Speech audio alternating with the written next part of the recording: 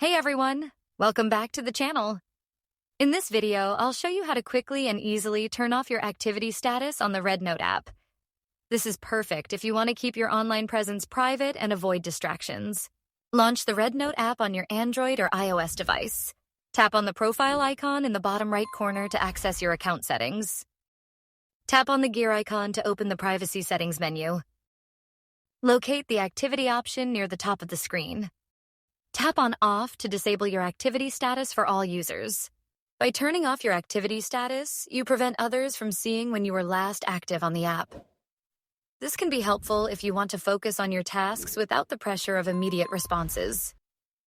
That's it. You've successfully turned off your activity status on REDnote. I hope this helps you maintain your privacy and focus. If you found this tutorial helpful, please give it a thumbs up and subscribe to our channel for more tips and tricks. Thanks for watching.